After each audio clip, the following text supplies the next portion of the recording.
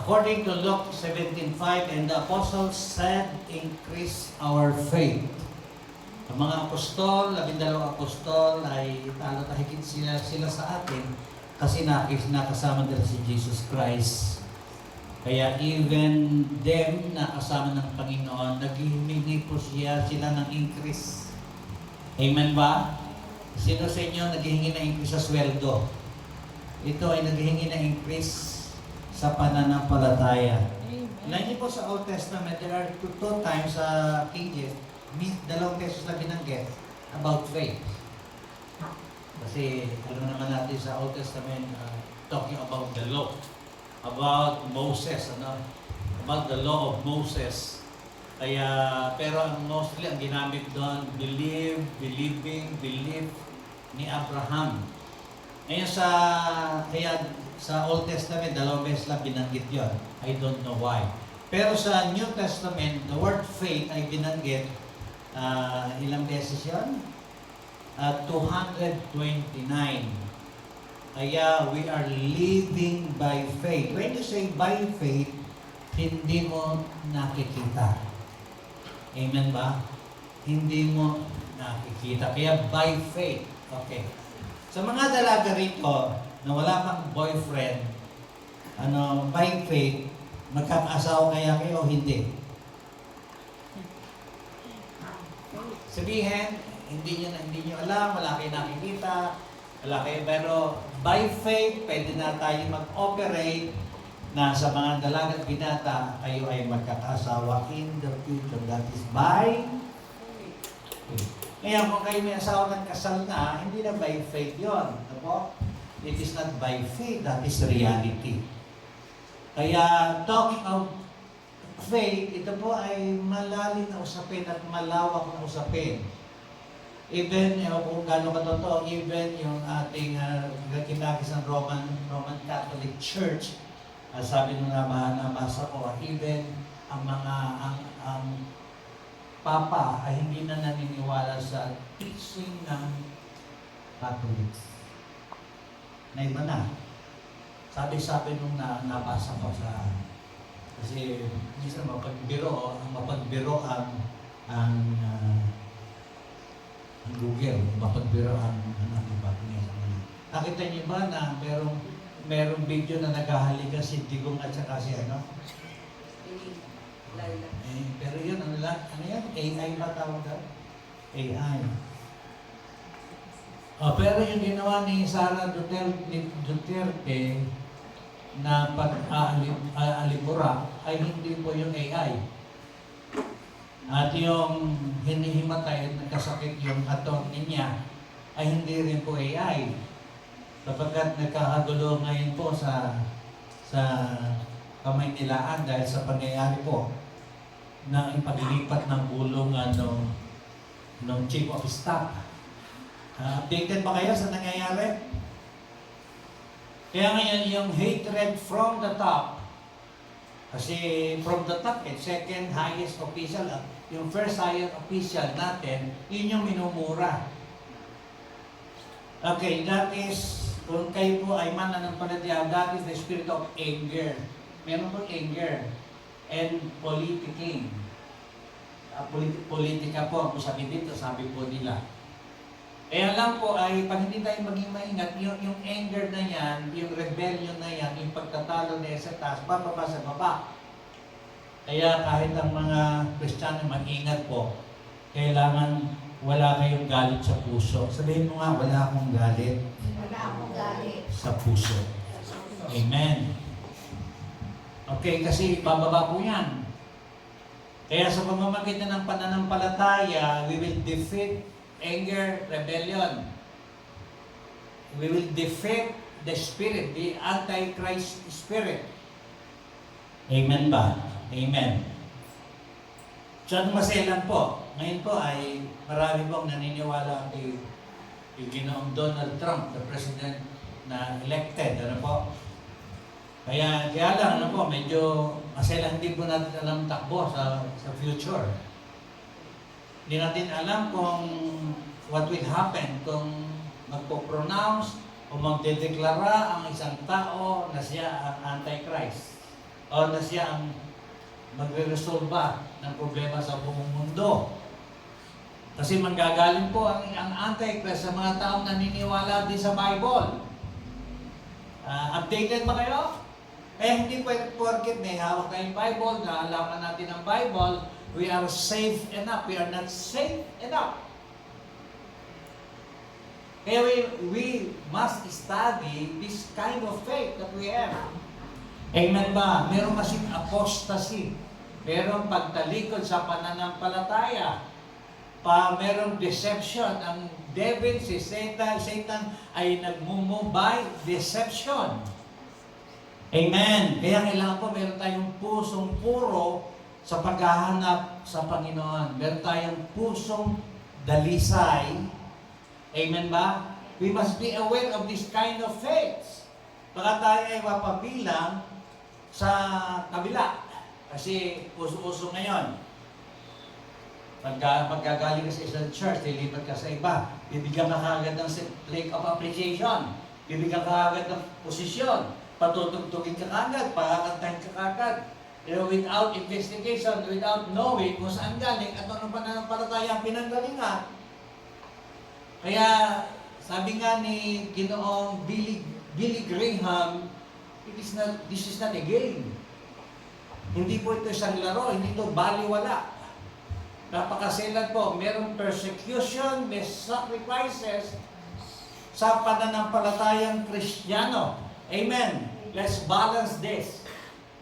I believe in motivation, I believe in positive preaching, I believe in positive belief na ginagawa ng marami, pero mag-ingat po tayo sapagkat merong faith na pananampalataya at merong genuine faith. Amen. Nawa tayo maisalbangan lang natin ang ating sarili at lumakad po tayo sa tamang pananampalataya. Okay, ang number 1, bibitawan ko na po yung 1 para okay, do you have faith? We need genuine faith. The faith ingredients. Ang isa po sa ingredient ng pananampalataya ay we need to believe in God. Do you believe in God? This is very common. Naniniwala ba kayo sa Diyos? Amen. Kung naniniwala kayo sa Diyos, we must be a worshiper. We must be prayerful. We must support the ministry. These are basic. We must give time unto the Lord. Kasi kung tayo po ay binabaliwala po natin ang Diyos na sinasabi, pinaniniwalaan natin, we are not believing in God. Hindi po tayo naniniwala sa Diyos.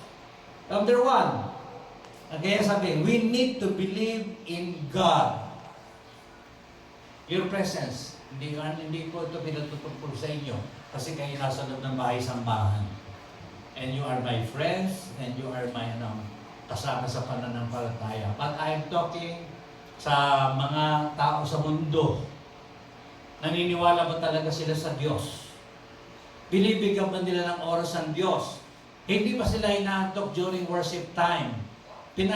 Kumakanta ba sila ng buong inam? Nagbibigay ba sila ng buong inam? Amen ba? Inaayos ba nila ang kanilang character and behavior? These are so basic. Kung naniniwala ka sa Diyos, ikaw ay maingat sa pananampalataya mo sa Diyos. And you are here because you believe in God. Amen? Sige, palapakan natin si Lord. Ngayon, kung naniniwala sa Diyos at hindi naman sumasamba, hindi naman nagbibigay, hindi sumusuporta, ewan ko kung naniniwala sila sa Diyos. Ewan ko kung naniniwala sila sa Panginoon natin. Or pamisan-misan lang. Hindi po kailangan po, merong continuity. Amen ba? Tuloy-tuloy. No matter what happen, kahit ano mangyari, iwanan ka man ng asawa mo, iwanan ka man ng kung sino, mananatili ka sa Diyos, sumpungin ka man, nasa bahay-sambahan ka pa rin, nagpe-pray ka pa rin, umaawit ka pa rin sa Panginoon, ano man ugaling meron ka, dapat patuloy na sumasangguni ka sa Diyos. Pag hindi, may problema tayo sa faith. Meron tayong sa faith. One is to believe in God. You must believe in God. That is basic. Basic na basic na basic. Lapakan natin si Lord kasi dito tayo ngayong araw. Okay, we need to believe the scripture. God is not the God of the dead, but of the living. Kasi naniniwala po tayo, kaya nga may prayer, kasi naniniwala tayo na mayroong buhay na walang hanggan. Kaya meron tayong fear of the Lord, naniniwala po tayo na we need to be in Christ pagdating ng panahon. Okay, basic na basic po yun. Kaya po, yung malaking parte po ng ating isip, ng ating utak, ay tayo po ay laging nasa side ng Panginoon. Amen ba? We are not the Lord's. We are not the Lord's. He is the Lord. Jesus Christ is the Lord. Hindi tayo ang Panginoon.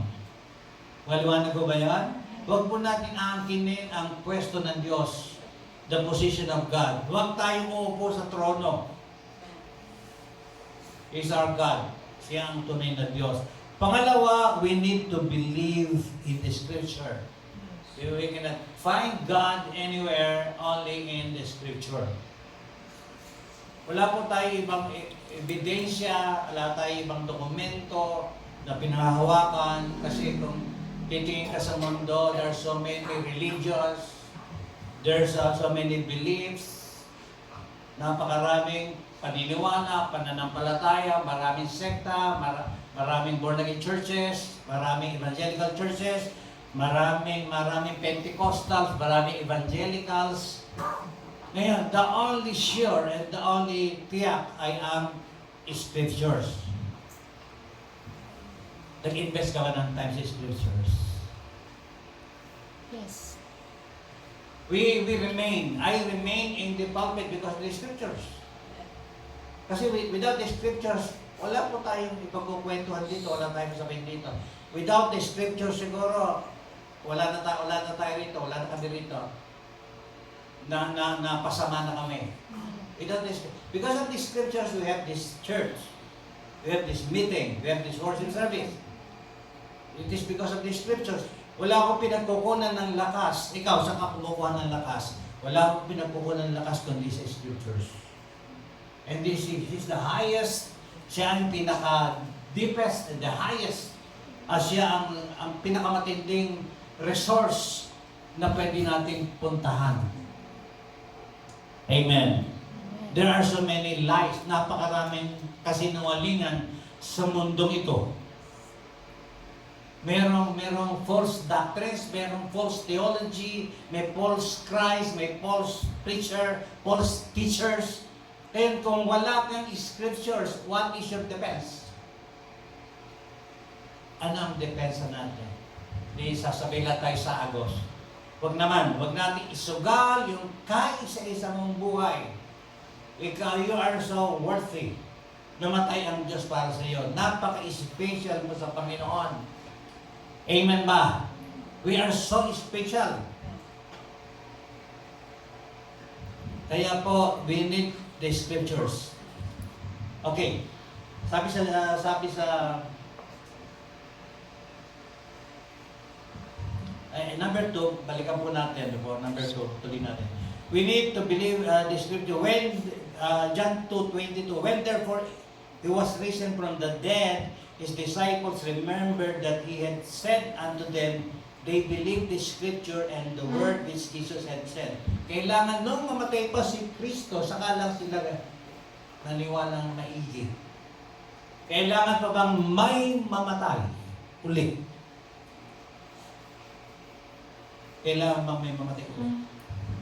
Kasi ang mga apostol, when Jesus Christ died, they remembered that He had said unto them, and they believed the Scripture.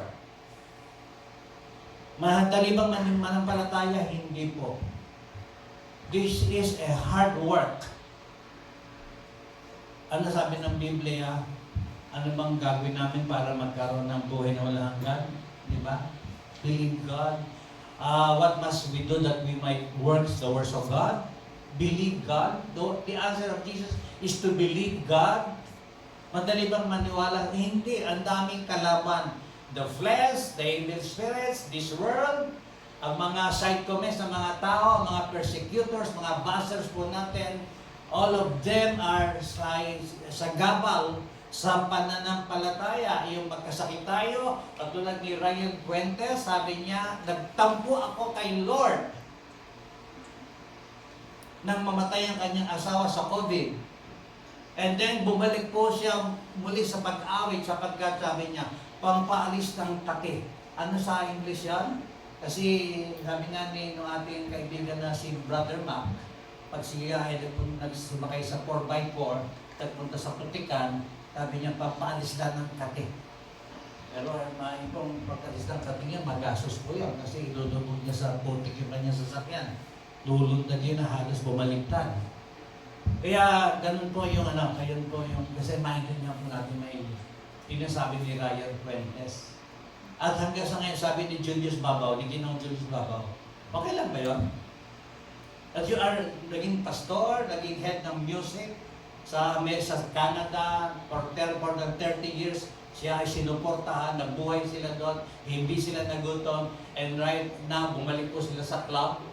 Kasi may kaluluwa naman daw doon. Okay naman yun, no problem sa akin ng lugar. Ang mahalaga yung puso ng tao.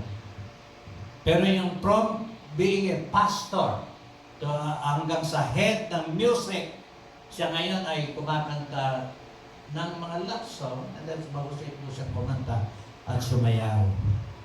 Yan po ang nangyari po sa kanya. Amen ba? Sino ba yung isang artista na pinatay yung ina, pinatawad yung pumatay sa ina? Ano pangalan ng artista yan? Pinatay yung ina niya. Cherry Pie Picache. Kilala niyo ba yan? And then, that is very hard.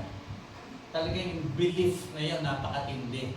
Hindi mo nakita mo yung pumatay sa iyong ina, then tinatawad mo yung pumatay sa iyong ina. That is a very hard belief, faith, para lakaran. Amen ho ba? Ay, yun lang, hindi mag-text yung asawa mo, may problema kang malaki. Yun lang, madinig yung asawa mo na bumabati sa isang tindera sa SM, hello, beautiful. How about hi, sexy? Nadinig yung asawa ko. Gagagad sa akin. Kasi biro ang kabatihan namin yun. Iba talaga pag magandang lalaki. Di ba pari atin, no? Di pari atin yun. Okay, kaya yun yung number, ano pa yung sinabi ko sa number 2? They believe the scripture and the word which Jesus had said. Marami po ako dito, hindi ko na mababasa. Sa Galatians 3:8, God would justify the hidden through faith. Yung hidden, tayo po yun, mag-justify ang Israelites kasi mga Hudyo ay pinili ng Panginoon. Yun yung unang usapin, pinili ko sila ng Panginoon. And we, na para second-class citizen, second-class Christian believers, ay patatawarin by faith in Christ. Okay, tingnan po natin yung kung ano yung mas mahalaga. But the scriptures had concluded all under sin, Galatians 3:22, that the promise by faith of Jesus Christ might be given to them that believe. The scripture had concluded all under sin. Kaya na kung tayo kumilos, parang hindi tayo nagkakasala.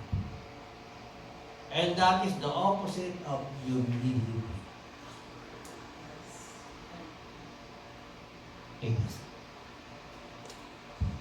Ang hirap pong i-handle na manatili tayong humble. Very hard to remain humble. Kaya tayo mga hidden, o hidden kung ano man tawag natin, ay pinaburan lang ng Diyos. Amen ba? At tayo mga hintil, inintay lang ang tamang bilang at isasarado na. Yan nakakaawa po pag saraduhan ka. Kasi pag ang gustong bilang ng mga hintil ay nakapasok na sa pananampalataya, isasarado ng Diyos at bubuksan ng Diyos ang mga Hudyo at muli silang babalik sa Diyos. The prophecy tells na ang bansang Israel hanggang ngayon ay napapalibutan ng mga armies and soldiers. At this very moment, nagbobombahan po sila. And these are all prophecy sa napakatagal na panahon. Ganito ka-wise ang scriptures, i-update po natin kung paano magiging mabuting citizen. I-update po natin paano magiging mabuting Kristiyano. Amen ba? Naghahanap tayo ng respect, pero hindi naman tayo ka-respect po. Amen ba? Because we must live by faith. Tayo ay sold under sin. Tayo po ay pinawalang sala ng Diyos. Amen. Kaya hindi tayo makasalanan na. We are not sinful anymore. Pinawalang sala tayo ng Panginoon. Huwag na po tayo magluglob. Huwag na tayong bumalik sa kasalanan. Sa lahat na nanood, nakikinig, ano yung kasalanan yung pagsisinungaling, pagkagalit, pagkainis, pagkukulam. Yun po yung kasalanan, hindi pagsamba sa Diyos, hindi pagbibigay ng panahon sa Kanya, hindi pananalangin. Yun po yung kasalanan. I have to elaborate, kailangan elaborate para maintindihan po natin kung anong ibig sabihin ng kasalanan. Kaya iwanan na po natin yan. Sabi sa 2 Peter 1:20, knowing this verse that no prophecy of the Scripture is of any private interpretation. The Bible is a prophetic book. No private interpretation. Amen. Okay, let's focus upon the Lord. Yung belief natin, hindi kay Elon Musk. Yung belief natin, hindi dapat nakapokus ng kay Trump. Yung belief natin, hindi lang nakapokus sa ating presidente. Dapat nakafocus ito kay Jesus Christ. Nakita ko na isang araw, si Presidente Bongbong pinagpe-pray ng mga Christians. Kasi hindi magaan ang kanyang dalahin ngayon. Ang sabi po na ito, biro man o totoo, o ito ay hindi naman AI, nag-hired na si Vice President ng ewan ko kung biro yan, pero nagalit po siya sa kanyang vlog. At pag ikaw ako ay nagkaganon, alam niyo na kung sino ang gaganon eh. Ito ay galing sa top official, the highest, second highest official of this country. Naintindihan niyo ba? Who will protect us? Sila mismo hindi nagkakasundo. Sino protector natin? Walang iba kundi si Jesus. Amen? Jesus is our protector. Amen? Kasi ulitin ko po, pag hindi po kayo maagap yung ingalit po sa taas, bababa po sa baba. And you will curse another person. Kasi hindi natin babantayan yan. Isipin natin kung nangyayari sa kanila yun ng mga edukadong tao, ang lawyer pala yun. Siya pala isang lawyer. Eh nangyayari sa kanila itong ganitong bagay, how much more sa ating sa ibaba? Nagkakaintindihan ba tayo? Kailangan po bigyan natin ng pananampalataya nito. Amen?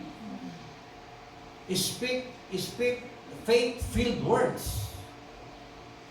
Walk by faith. Be humble enough.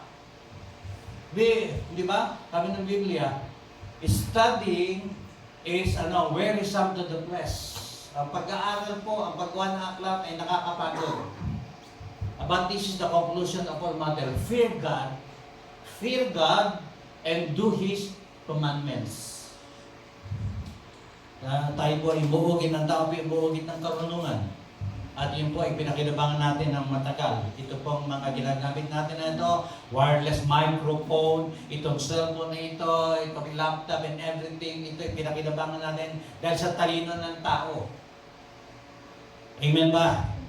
Dahil sa talino ng tao, pinakinabangan po natin ang husay at talino ng tao. Ngunit sabi ng Biblia, of making many books, there is no end. And this is wearisome to the flesh. But here, the conclusion of all matter, fear God, or have faith in God, inasabi ng Biblia, and do His commandments. Okay. The word is nigh even in thy mouth and in thy heart. That is the word of faith which we preach. Sabi na Romans 10:8. Ito po yung ginagamit ko minsan sa salvation. The word is nigh thee, even in thy mouth and in thine heart. The word of faith. Sabihin po natin, word of faith. Word of Okay. faith. What is the word of faith? And what is the gospel? Actually, this must be the focus of our attention. What is the word of faith? What is the word of faith? Ang Diyos po kasi, ang magulang daw na may mabubuting anak, yun daw ay talagang pinagpala yun. Pinagpala po yun. Sabi ng Biblia. And balikan natin, what is the word of faith? What is meant by it? The word of faith is the gospel. The word of faith is the blood of Christ. The word of faith is the life of Christ. Amen. Hindi po tayo pwede umalis kay Christ. Amen. This must be very clear. Kailangan napakalinaw po sa atin to. Yung faith po, hindi po yung kung saan nagsusuot. Hindi po yun. Kailangan nakafocus po siya kay Christ. Kasi pag nakafocus kay Christ, merong inang handon yung pag-ibig, siya nagturo ng pag-ibig. At pag mahal mo ang Diyos, mahal mo rin ang kapwa mo. At pag mahal mo ang kapwa mo, tinutulungan mo. At kung mahal mo ang kapwa mo, hindi natin nilalait. At kung mahal mo ang kapwa mo, hindi natin binabastos. Kaya inyong word of faith, ang ibig sabihin, si Kristo ay hindi man lang lumaban sa maamong tupa na sinalang sa katayan, sa patayan, para patayin. That's the word of faith. Sabi ng Biblia, vengeance is mine. Ang paghihiganti, hindi sa inyo, kundi sa akin, sabi ng Panginoon. Amen.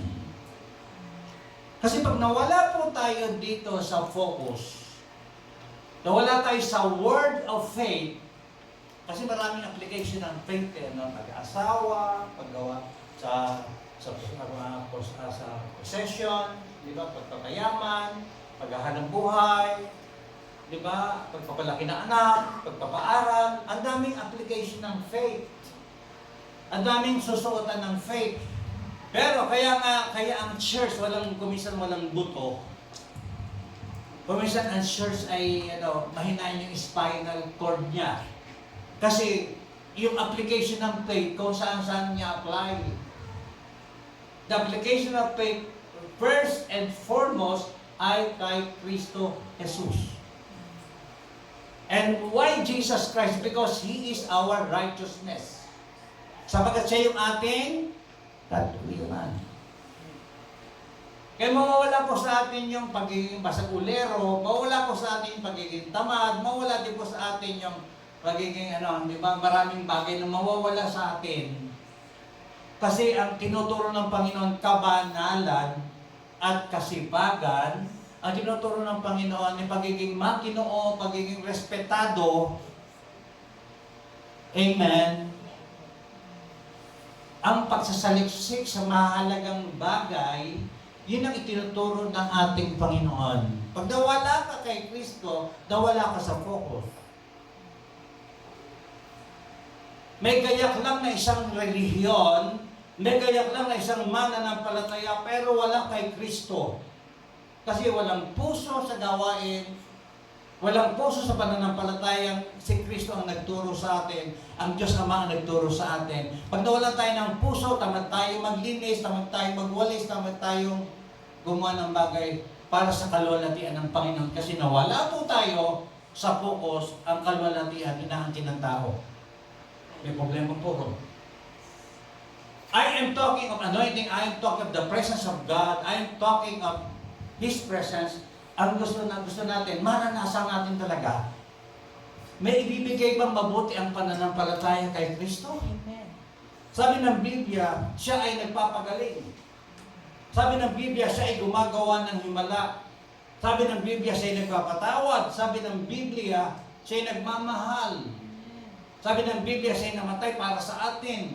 May magagawa ba ang pananampalataya? Sobrang-sobra ang magagawa ng pananampalataya. Kaya kailangan maintindihan po natin ang meaning ng pananampalataya.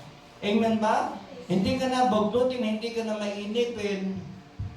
Sapagkat inang itinuro ng Panginoon, huwag tayong maging mainipin. Minsan tayo ay short-sighted, kailangan po tayo ay matyaga. Amen. Sabihin nga po natin, ako ay matyagang-matyaga. Ako ay matyagang matyaga. Amen. Pangatawanan po natin yan. Amen. Okay, number 3 is, we need to believe the Lord Jesus Christ. Yan tinuturo ko sa inyo.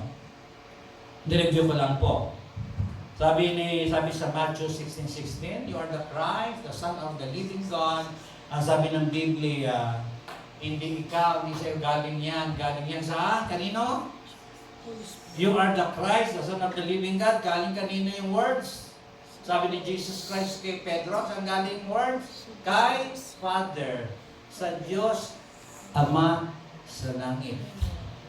Kasi after that, dininay niya si Jesus.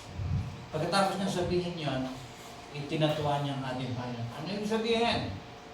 That we are still need the Holy Spirit. Dumating ang Holy Spirit, ito si Pedro na alanganin ay Pedrong anointed. Naging anointed po si Pedro. Okay. He is the good news and Jesus Christ is the gospel. We are here for the gospel, we are here for the good news. Maraming mahalagang activities, di ba? Ano ang highlights activities ng tao? Christmas. Amen? Eh, handa na ba kayo sa Christmas? Yes. Wala pa tayong Christmas tree. Mahal kasi. Kaya magbili yung mga 3,000 para mataas-taas eh. Pag 2,000 lang, medyo maliit pa. Eh, yun yung some highlights. Kasalan, di ba? Doon sa siyaran dyan, yung handog. Yun yung pinaghahandaan natin, di ba? Yung Holy Week, pinaghahandaan natin yun. Actually, yung bakasyon ang pinaghahandaan. Kasi nawala ang mundo sa focus. Kaya hindi ma-avail ang healing. Hindi ma-avail ang signs and wonders and miracle. Kasi nawala sa focus kay Jesus Christ at napunta sa tao, at napunta sa sarili, at napunta sa mundo. Nawala ang focus kay Jesus Christ. Why? Bakit nag-i-spoiled ang mga mananampalataya during this time, ating panahon, ating generation?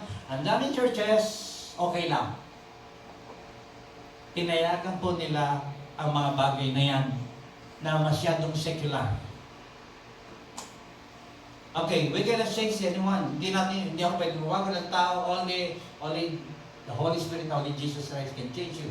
Pero I need to tell you this. Sa lahat ng nanonood sa Busbaybay po sa United in Christ, I need to tell you this. Maraming mananampalataya ang spoiled. Nawala ang focus kay Jesus Christ at napunta sa tao at hindi kay Jesus Christ. Napunta sa program at hindi talaga sa Holy Spirit. I need to tell you this, for us to feel at for us na makasama natin sa fellowship ng Holy Spirit. Bakit may mga separation sa pag-aasawa? Bakit mayroong suicide? Bakit may digmaan ngayon dyan sa Congress? Why? They are not educated about the genuine theology ng Biblia. The word is so old. Napakahirap na pong habulin ang mga baklat ba yun? Mahirap na habulin ang mga nakaraan. Mahirap na ibalik sa dati. Pero please save yourself from this untoward generation. Save yourself. This generation is very untoward. Hindi ko lang kung ano ibig sabihin nun. Nabasa ko sa Biblia. Untoward generation.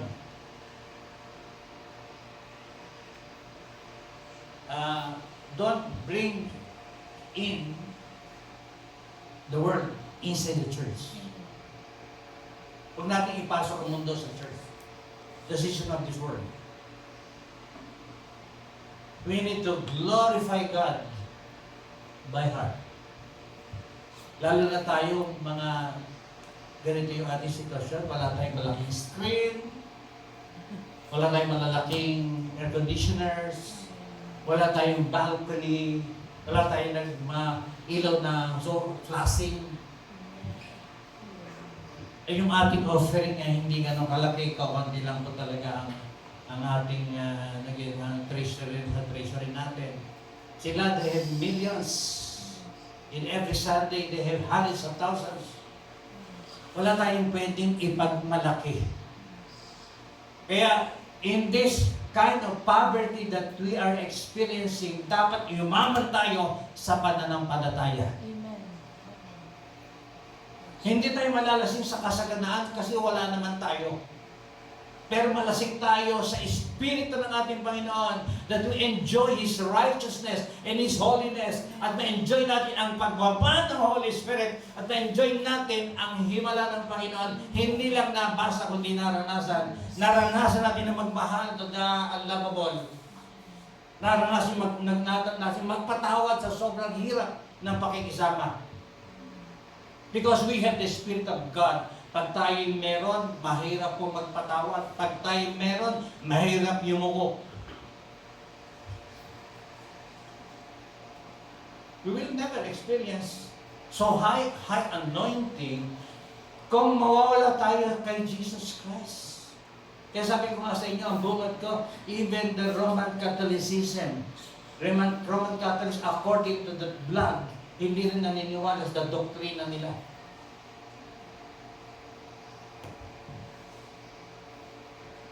Amen. Very short ang relationship. Ilang taon na nang naging presidente si Bongbong Marcos? 3 years na ba? Nakalahati na ba? O kung 3 years or 2 years na higit, magkakaibigan sila ng campaign. Magkakasama sila sa entablado. Pinopromote nila ang bawat isa. Ngayon, after 2 years na higit or 3 years na higit, nagbabangayan sila. Nagbabantaan po sila. Very short. Ngayon, hindi ganun sa Diyos. Pag minahal ka ng Diyos hanggang katapusan. Amen. Love is eternal. Life is eternal with Jesus Christ. Nagbibigay siya ng assurance sa ating kaligtasan. Napakaraming churches, nawawala ang kaligtasan kasi nga hindi makita sa buhay nila ang talagang totoong ligtas. Walang assurance of salvation. Even their doctrine, sabi niya, nawawala ang kaligtasan. Baka hindi nila tinanggap ng totohanan si Jesus Christ, kaya nawawala ang kaligtasan. Pag tinanggap mong totohanan si Jesus Christ, sumunod ka kay Jesus Christ, you cannot hindi mo kaya sumunod 100%, we are not perfect. Wala pang ipinapanganak na perfectong tao sa mundong ito. Only Jesus Christ is the one who is perfect. Amen. And their salvation is by the law. Hindi man ako mamamatay tao, hindi man ako nagmura, wala na akong kagalit, hindi na ako nagnakaw. And their salvation is by the law and not by Christ. Where is Christ in their faith? Nasaan si Kristo sa kanilang pananampalataya? Sabi yung mga kakilala natin, ako kahit hindi siya mamba, mas matino ako sa iyo, ikaw gagagaling mo lang dyan, masama ugali mo. Ang hirap po talaga ipagtanggol ng pananampalataya po natin. Kailangan talaga natin makilala si Jesus Christ. Kaya we must know the gospel. What is the word of faith? What is the word of faith? And Jesus Christ is the word of faith. It is not by the law but by grace. Sabihin po natin, by grace. Palakpakan natin si Lord. Amen. Tingnan niyo sabi ni Jesus Christ, Matthew 28:18. And Jesus came and spake unto them, saying, all power is given unto me in heaven and in the earth. Saka pupunta. O sabi niya, ang lahat ng kapangyarihan na ibinigay sa akin. Where you will go? Who is your God? Eh, si Jesus Christ ang may claim all power. Sabihin po natin all power. All power. Actually, that is the history of Christianity. Okay. Yung nagtanong kahapon, nakala din ko na, ateista ka, sabi na isang nagtatanong sa batang babae. Ay, ma'am, atheist, bakit? Marami siyang katanungan. Sabi niya, saan galing ang Diyos? Saan nga galing ang Diyos? Ano sasagot natin? The beginning. Huh? Is the Alpha and the Omega. Is the beginning, is the end.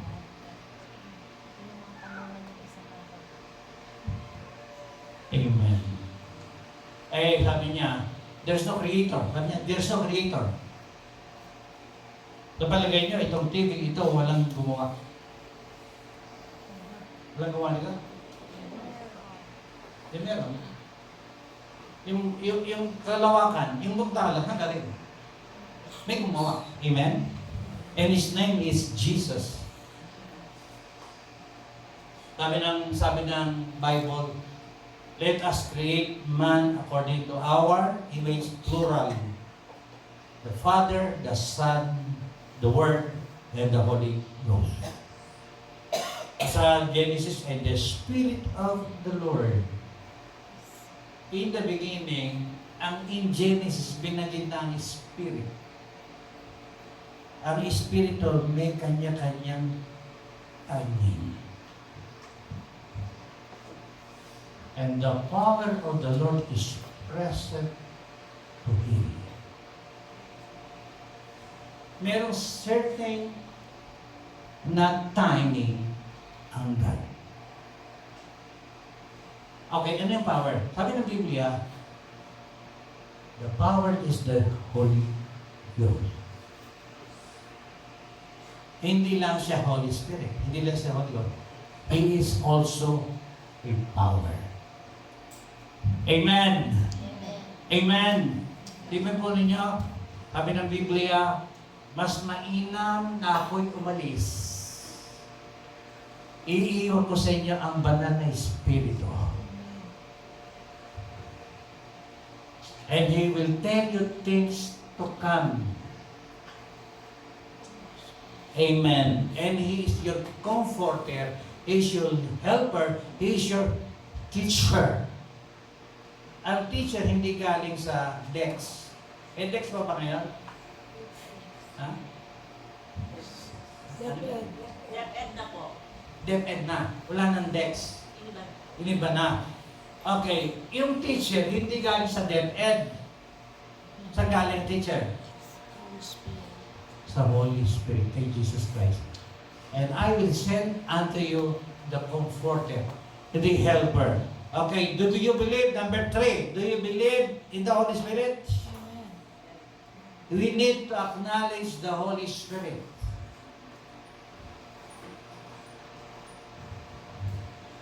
Lalo yan, hindi ko maintindihan, sabi ng iba. Kasi Jesus Christ nga hindi ko masyadong maintindihan Lalo ang Holy Spirit. Give me some evidences of the Holy Spirit. And are you obedient enough to the Holy Spirit? Are you acknowledging the Holy Spirit? Ito yung kalalagayan ng iglesia sa ating panahon. Hindi kilala at na-acknowledge na iba ang Holy Spirit. When you say Holy Spirit, you have the love. You have the fruit. You have the gift. Kung meron ang Holy Spirit, hindi nag-aaway ang mga tao sa pamilya. Bakit nag-aaway? Kasi manipis pa ang presence ng Holy Spirit. Bakit may pagtatalo? Kasi manipis pa. May certain thickness and thinness ang Holy Spirit. Pag hindi bukang bibig sa bahay ninyo, si Jesus, the Father and the Son and the Holy Ghost, pag hindi nyo nadidinig masyado ang salita ng Diyos sa inyong local na, di ba? Meron pagkukulang tayo sa Holy Spirit. Pag hindi tayo umaawit, hindi tayo nagpapasalamat, hindi tayo nagpupuri ng walang maliw sa Panginoon, hindi tayo nag-aayos ng buhay, hindi tayo nagsusumikap na lumago sa Panginoon, merong tinis, may manipis na present ang Holy Spirit.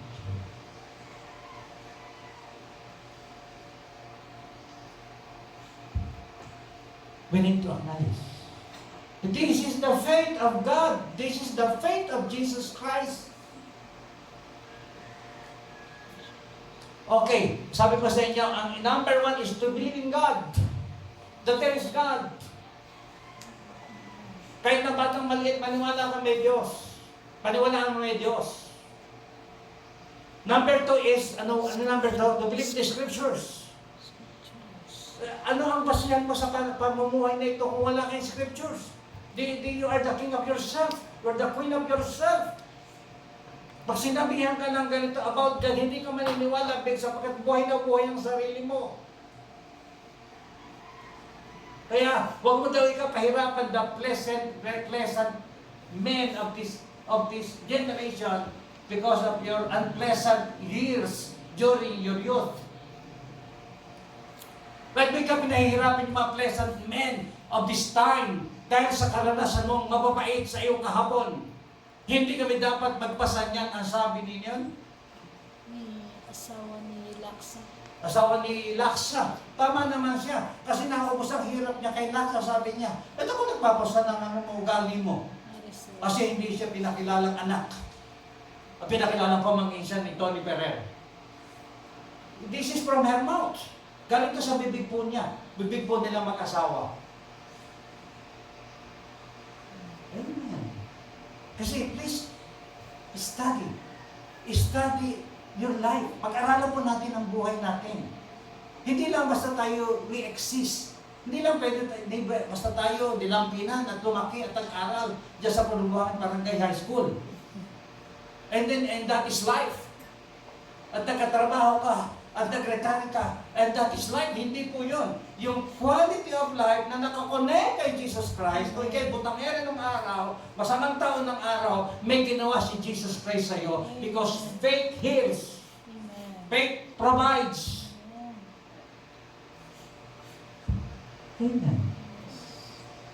Eh di hayaan mo na lang. Eh anak ka ni Con kaya ganyan ka na lang.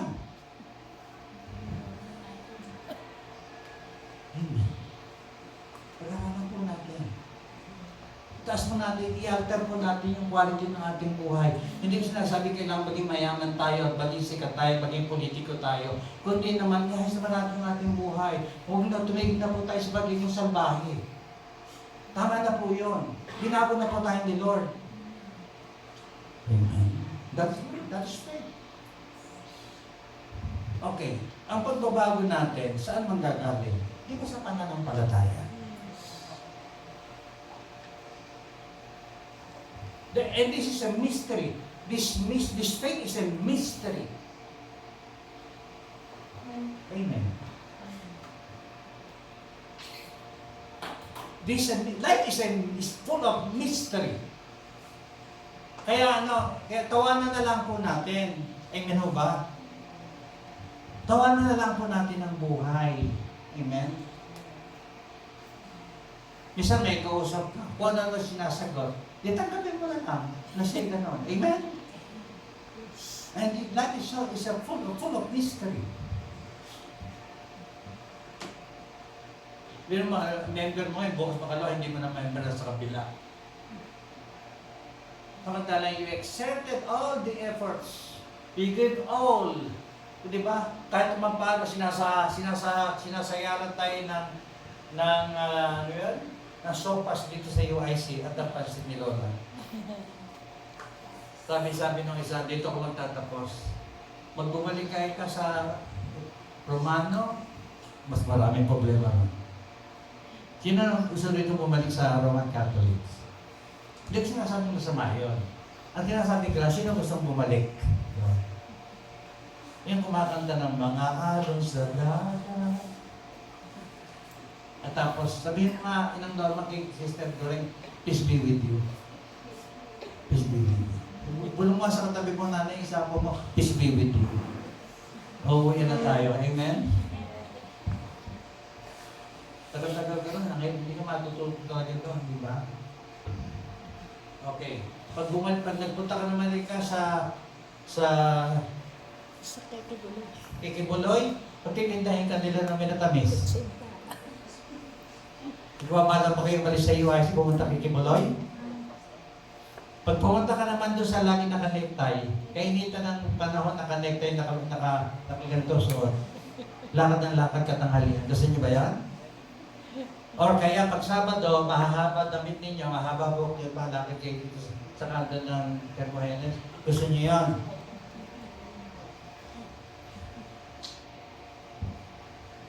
Uso pa naman yun ng miniskirt, hindi ba, Jasmine, no? Amen. Kaya po, pag tayo po ay tinawag na ng Panginoon, nakilala natin si Kristo, do our part, be the best worshiper today.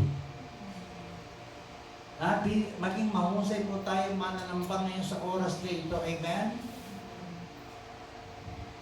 Huwag na po natin titingnan yung ating katabi. Amen ba? Huwag natin pipindasan yung ating kasama. Amen? Sabihin mo na lang yung strong point niya. Amen ba? Sabihin mo na lang yung maganda sa kanya. Amen? Tingnan ba? Sabihin mo nga sa katabi nga, sabihin mo kung maganda siya o ano ang sabihin niya. Sexy. Okay. Iba, ito nahinto. Ibang napakatatalino mga interpreter. Sabi niya, pag tinanggap mo si Jesus Christ na siya ng Holy Spirit, tama. 100%. Ano yung baptism sa Holy Spirit? Ano yung Pentecost experience? Kaya hindi naranasan ng makapat ng presence ng Holy Spirit. Tinatanggihan nila ang kapuspusan ng Espiritu Santo. Amen ba? Kapuspusan ng Espiritu Santo. Kung minsan kasi naman natin usapan ano ba balita sa tita? Ano ba balita? Ano ba balita sa PC? Siyempre gusto natin kumita pare-pareho, di ba? Pero ang tanong, huwag mo na pakialam mo, hindi nagbabago yung katabi mo. Magbago ka na muna. Amen ba? Focus on yourself to change. Sabihin natin kay Lord, baguhin tayo muna. Amen? Amen. Buhay mo, di ba? Ano sabi doon? Mind your own business. Amen? Kung meron kang business, hindi pagputihin mo na lang. Kung kumita ka, bigyan mo kami. Amen? Amen. Tingnan niyo po, John 14:17, even the Spirit of truth, whom the world cannot receive, because it seeth him not, neither knoweth him, but you know him, for he dwelleth with you, and shall be in you. Kompleto yung talata Hindi mo nakikita. Hindi mo paniniwala kasi hindi mo nakikita seeth him not, neither knoweth him. Hindi mo nga makikilala pag hindi ka nagbabasa ng Bible at hindi mo ginagawa. Ang mananampalataya po, ganito kasimple. Inyutos ng Diyos, sinunod mo. Tapos. Wala na pong angal. Simple lang po ang mananampalataya, ugali dapat. Sinabi ng Diyos, sinunod mo. Ngayon po, ang Diyos naman ay gumagamit ng pastor, teacher, prophet, evangelist, apostol. Sino pong pakikinggan ninyo? Still yourself or your pastor? Doon lang po. Ngayon, ang nangyayari, ang mga members hindi kilala ng pastor. Kaya nga, ganun ang spirit sa church. Amen.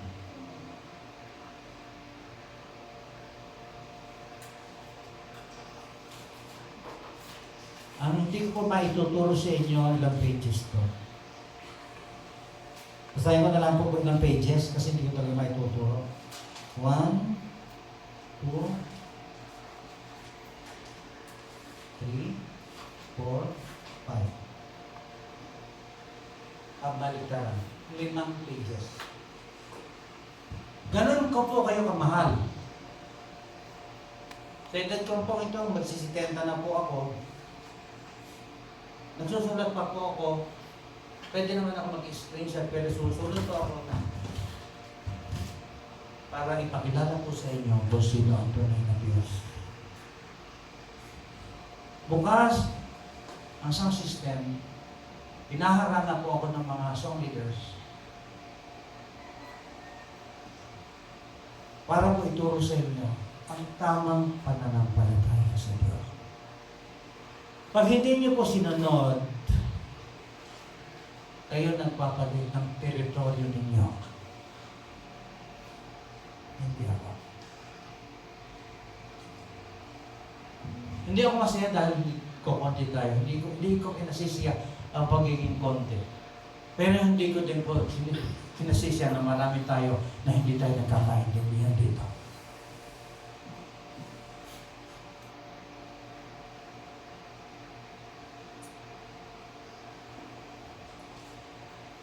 Kaya po, because I want you to experience God, to know the meaning of faith. Ano ba ang pananampalataya? Amen. Ang daming rin ito, weak faith, strong faith, little as like the master seed. Yun po yung pananampalataya na nakalagay dito. Sobrang dami dito ng preparation. Nasaan na tayo? Strong faith, little faith, big faith.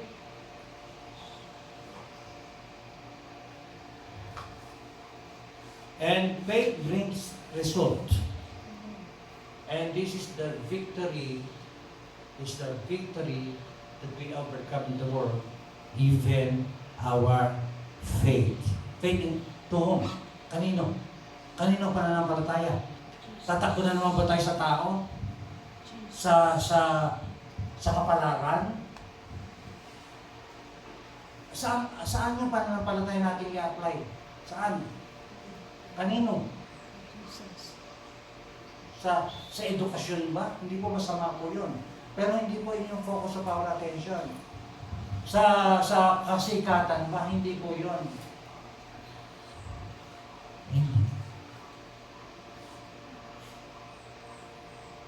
And then, ito yung gayab ng maraming tao, hindi sila tumatanggap ng pagtutuwid at kung gusto nang ituwid yung ibang tao. Okay po, maraming tinanggap na pintas. Pag nagkakaedad ko na, tatanggapin mo para masenso ka. Pero pag bata ka pa, ayaw mo tumanggap ng pintas.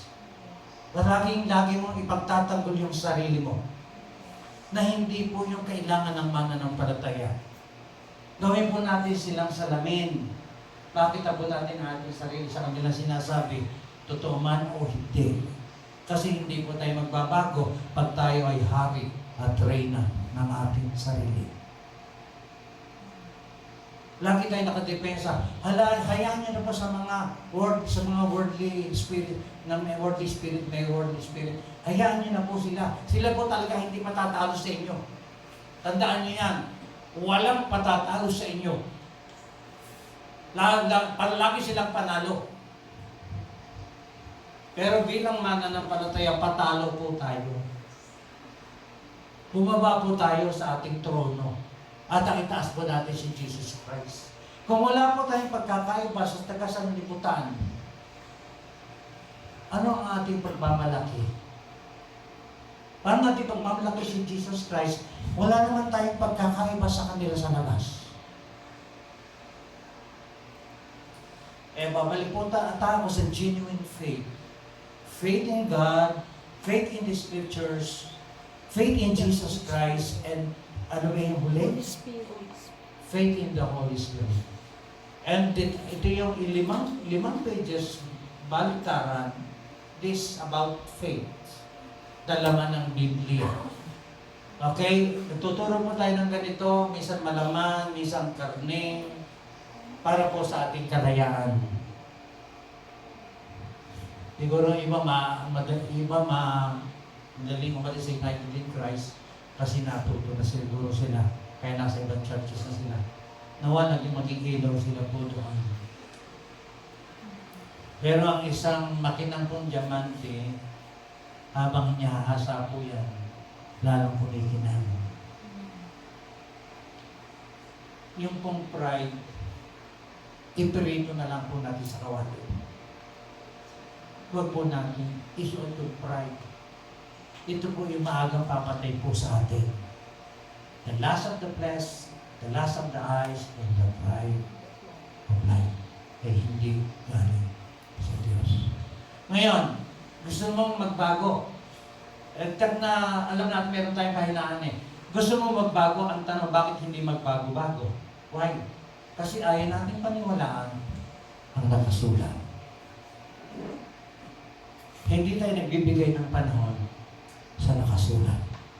Hindi natin pinaniniwalaan, inadinig yung salita ng Diyos sa ating kalaliman. Imposible magbago tayo na wala tayong pinaniniwalaan iba at puro sarili natin ang ating pinaniniwalaan. Separation po ang kasunod nun. Paghihiwalay po ang kasunod nun. Walang iba. Pinaka madali po yung paghihiwalay. Huwag naman umabot sa patayan, katulad ng bantaan sa Kongreso at saka sa Vice President. Kung biro man ito, bunga lang ng dulas ng bibig, pagka-slide ng bibig, nakakahiya rin po sa buong mundo. Sa kahiyahiyang bagay.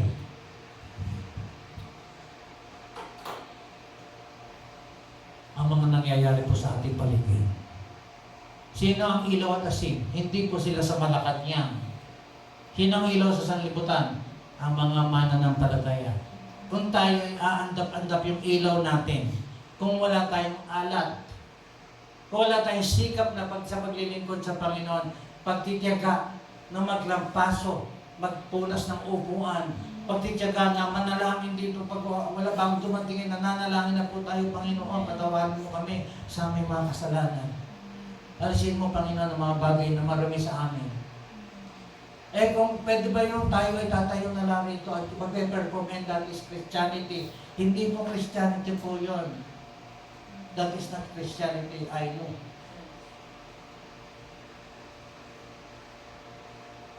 And after this, wala pa rin nagbago sa atin. Bumaba po kayo sa Biblia. Basahin niyo po ang laman ng Biblia. Paniwalaan niyo po. Huwag kayong maniwala sa akin. Paniwalaan niyo po ang Biblia. At meron po mangyayari maganda sa buhay po natin. Tumayo po tayong lahat.